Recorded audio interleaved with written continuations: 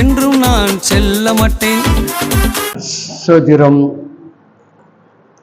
அன்பான என் சொந்த பந்தங்களே, உங்கள் சந்திப்பதற்கு மிக்க மகிழ்ச்சி. எல்லாரும் நல்லா இருக்கிறீங்களா? ஏசப்பா நம்மளை எல்லாரையும் நல்லா தான் வச்சிருக்கிறாரு. இது வரைக்கும் எந்த ஒரு குறைகள் இல்லாதபடி, சின்ன சின்ன பிரச்சனைகள் இருந்தாலும் அதை சமாளித்து கிறிஸ்துவை மகிமைப்படுத்தக்கூடிய அளவுக்கு தகப்பன் நம்ம என்ன பண்றாருங்க, அழகாக நடத்துகிறார் இல்லையா? ஆண்டவருடைய பிள்ளைகளுடைய வாழ்க்கையில ஒவ்வொரு நாளும் கர்த்தர் நம்முடைய புது கிருபையினால நம்ம நடத்துகிறாரு. அதுதான் பெரிய ஆசீர்வாதங்கள். நினைச்சு பார்ப்போம், என்னடா இன்னைக்கு ஆண்டவருடைய கிருபை எப்படிதான் இருக்கும் நம்முடைய நாட்கள் என்று நினைக்கும் போது, நம்ம நினைக்கிறது காட்டிலும் ரொம்ப பெஸ்டா ஆண்டவர் என்ன பண்றாரு, அந்த நாளை நமக்கு ஏற்படுத்தி கொடுக்குறார். ஒரு மகிழ்ச்சி, ஒரு சந்தோஷம், ஒரு சமாதானம், ஒரு மன நிறைவு, குடும்பத்தோடு மகிழ்ச்சியா வாழக்கூடிய வாழ்க்கை, பிள்ளைகளோடு கூட நேரங்களை செலவழிப்பது, கர்த்தருடைய வார்த்தைகளை நம்ம என்ன பண்றோம், தியானிக்கிறது, ஜெபிக்கிறது, இப்படி பல காரியங்களில் ஆண்டவர் நமக்கு என்ன பண்றாருங்க, அந்த நாளை நமக்கு ஆசீர்வதித்து கொடுக்குறாரு இல்லையா?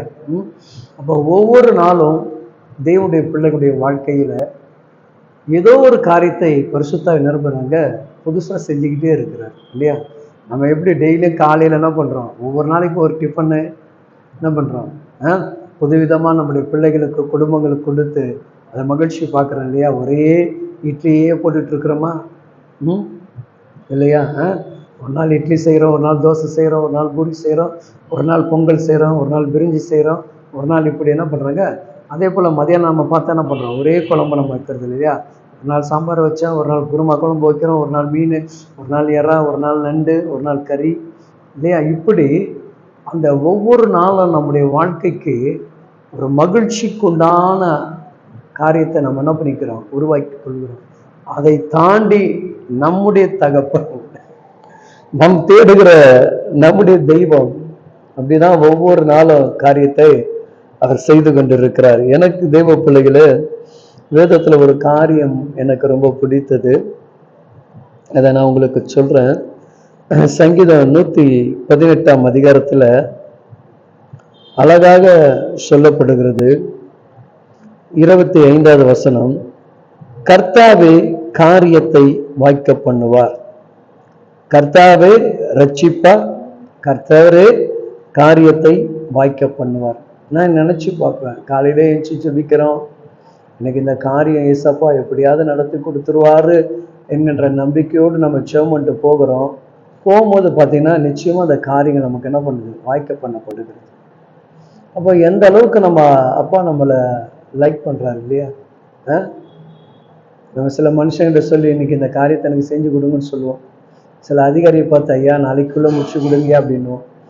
அப்போ நம்ம ஒவ்வொருத்தர்கிட்ட சொல்லிட்டு நம்ம கடந்து போகும்போது பார்த்தீங்கன்னா அந்த மனுஷர்களால் நமக்கு என்ன கிடைச்சிருக்காது, ஒரு காரியம் வாய்க்க பண்ணாமல் போயிருக்கோம். ஆனால் அதே நம்ம அப்பா கிட்ட சொல்லிட்டு அவர்கிட்ட ஜெபம் பண்ணிட்டு நம்ம கடந்து போகும்போது பார்த்துருக்கீங்களா?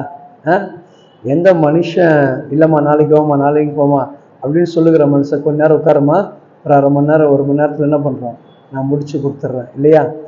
அப்போ அந்த ரெஸ்பான்ஸ் அப்போ கவனிச்சு பாருங்க, இது எதனால கிடைக்குது? நம்ம அப்பா வேலை தானே. ஒரு சாத்தியம் இல்லாம பேசின மனுஷனிடத்துல இந்த ஜெபமானது என்ன பண்ணுது, பேச வைக்கிறதா, சிந்திக்க வைக்கிறதா? அப்போ நம்முடைய ஜெபம் முதலாவது என்ன பண்ணோம், தகப்பனுக்கு பிரியமா மாறினா தான் மெயின். ஏன்னா தான் எல்லா காரியத்தையும் கர்த்தர் வாய்க்க பண்ணார் அங்கேன்னா ஓடிட்டு இருக்க கூடாது. தெளிந்த ஞானத்தோடும் தேவன் சித்தத்துக்குண்டான காரியத்தை, இது நிச்சயமாக ஆண்டவருடைய பார்வையில நலமாக இருக்கும், இதை தகப்பன் நமக்கு நிச்சயமாக செய்வார் என்கின்ற அந்த தன்னம்பிக்கை நீங்க உருவாக்கணும். அப்படி உருவாக்கிட்டு நீங்க ஜெபிச்சு பாருங்களேன், அப்போ எல்லா காரியங்களும் அங்கு கைகூடி வரக்கூடிய வாய்ப்புகள் ஏற்படும் இல்லையா? இன்றைக்கு தேவ பிள்ளைகளே, உங்க காரியத்தை கர்த்தர் வாய்க்க பண்ணுவார். அது எந்த காரியமா இருந்தாலும் சரி, திருமண காரியங்கள், வேலை வாய்ப்புகள், குழந்தை பாக்கியங்கள், சூழ்நிலைகள் எல்லாவற்றையும் ஆண்டவர் என்ன பண்ணாரு, அவருடைய கிருபை நிமித்தமாக உங்களுக்கு நல்வழிப்படுத்தி நல் காரியங்களை அவர் வாய்க்க பண்ணுவார். பயப்படாதீங்க. உங்கள் ஜெபங்கள் ஒருபோதும் வீண் போகாது. நிச்சயமா உங்களுடைய ஜெபத்திற்கு பரிசுத்த தேவனிடத்திலிருந்து பூர்ண ஒத்தாசை கிருபை கிடைக்கும். உன் காரியம் வாய்க்க பண்ணப்படுகிறது. என் சகோதரா, என் சகோதரி, உன் ஜெபத்தை கர்த்தர் பிரியப்படுகிறார். மிகப்பெரிய மாற்றங்களை உங்க வாழ்க்கையில சந்திப்பீங்க. தேவன் தாமே உங்க கூட இருந்து பெரிய காரியங்களை செய்வாராங்க. ஆமென். God bless you.